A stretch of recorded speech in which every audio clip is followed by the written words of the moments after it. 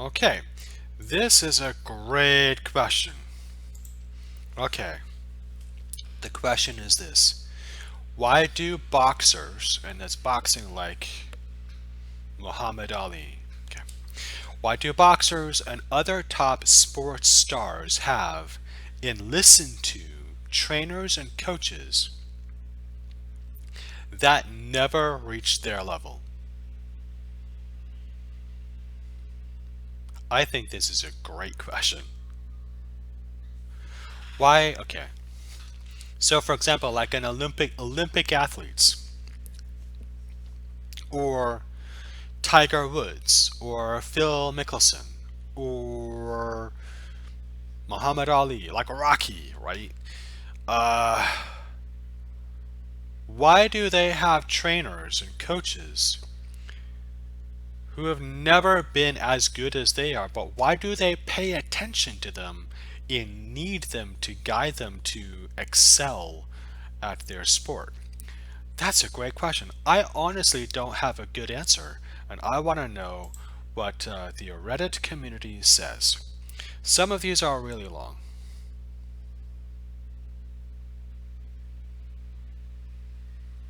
Okay.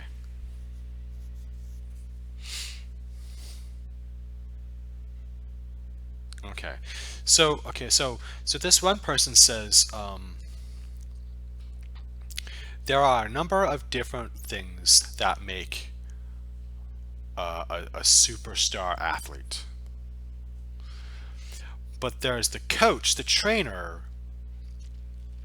will be very good and have a lot of knowledge and a lot of experience in one big area, which is why a lot of athletes will have more than one trainer.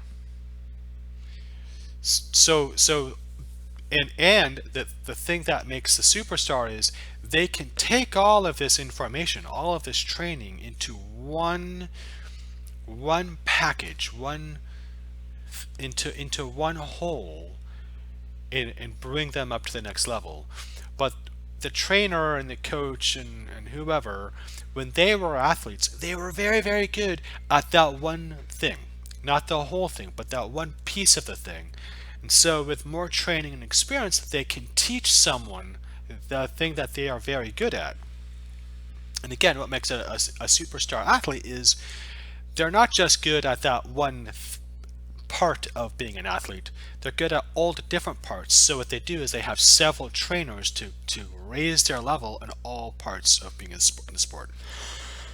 Okay, so um, and they give you an example. They give you an example. Here's the example from MMA. MMA. Even though they have a primary skill, an MMA fighter needs to have training in a wide variety of disciplines to compete. The MMA fighter doesn't need to be the best in the world at any one particular thing. They may have a boxing trainer, a judo trainer, a jiu-jitsu trainer, in addition to a strength and conditioning trainer.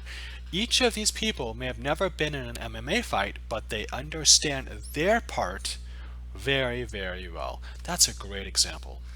That's a great example. So it'd be sort of like, okay, so let's take this example into language learning, into learning a foreign language. So let's say I'm really good at um, uh, picking up. Maybe let's say that I'm very good at learning vocabulary, pronunciation, and grammar. And I might have three teachers. One teacher is really, really good at explaining pronunciation in coaching, training pronunciation. And another trainer who's good at vocabulary, and another trainer who's good at grammar. So I might have three teachers. Those three teachers combined are going to affect my performance as a language student much more than the trainers did, because the trainers, they're just really, really good at one part of the language. I'm very good at all parts, but I need the training. I still need it to get me to the next level. And what separates me from the three trainers is because I can do it. I am the Bruce Lee of learning languages, but I can't do it on my own, and and it's not enough for me to just have one teacher. I need to have three. Now, that's just an example. I'm actually not the Bruce Lee of learning languages. I'm not. The truth of the matter is, I'm a very visual learner, and I'm also a doer. I need to use the language when I'm doing it. So I'm very good at taking information and getting my students to use it, to get them to do it. I'm also really good at grammar. I can explain grammar very well, but because I'm a doer, I'm also very good at encouraging my students to start using what they've just been learning. And I'm sure a lot of my students, they are also very good at learning grammar and doing kind of learning. It's called kinesthetic learning. They're going to pick up my lessons very fast. And the students who are not, the students who are like auditory learners or passive learners or the other kind of multiple intelligence, like there's emotional learners, they need a context, right? That's what an emotional learner does. But they're not really good at grammar, and they're not really good at they don't like pick things up when they do it.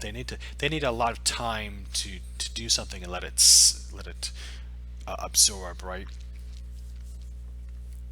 Well, those students aren't going to do very well with me. They're not going to do very well with me.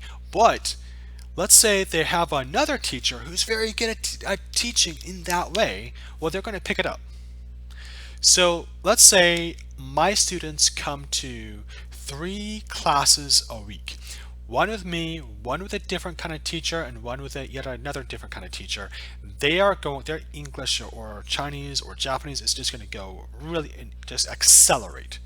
Really, really fast. Really accelerate. Really accelerate. And that is kind of the reason why I'm not happy with my own language learning. I learned to speak Spanish and Italian when I was very young, but I lived in a place where Spanish was spoken every day, and I studied Italian in college for a year, and then I traveled through Italy for 6 weeks, and in those 6 weeks, I was having basic conversations with people in Italian, like no English. That was my rule, no English. I didn't speak any English. In my Italian, it wasn't great, but by the end I was able to have pretty long conversations with Italians in Italy. It was a great experience. And when I came to China, I took Chinese lessons and I had Chinese tutors, but they all taught the same way, and they all taught exactly the kind of learning that doesn't work very well for me. So instead of having 3 different teachers, I had 3 of the same kind of teacher, and all of them taught not the way that I learned very well. And the difference in culture between, say, the Chinese and Italians and the Mexicans, because Spanish speaking in America are usually Mexican. It was a big difference, because even when I spoke and I made mistakes and I asked for help and advice, the Romance language speakers were more willing to try to understand me, whereas every single day I tried to practice in China, people resisted me.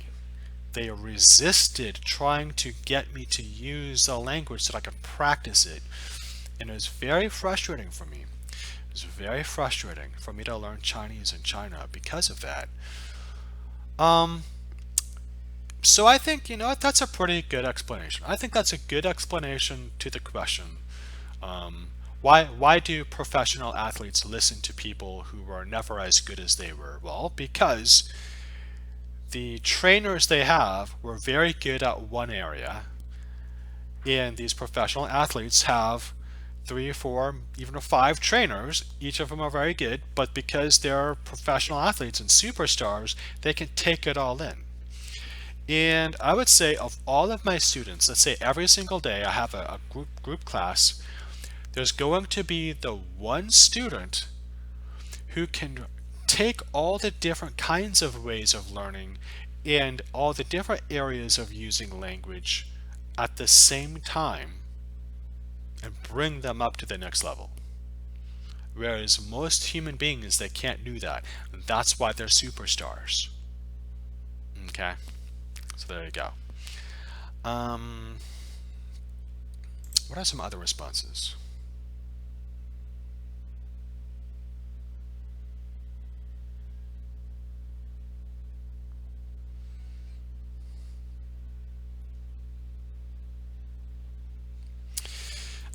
One person says understanding and execution are 2 different things. I know, for instance, understanding can teach you how to use music production software. I've had friends take my knowledge and produce things I could only dream of. Okay. Alright. Also, there's a lot of evidence that says that some professional athletes are just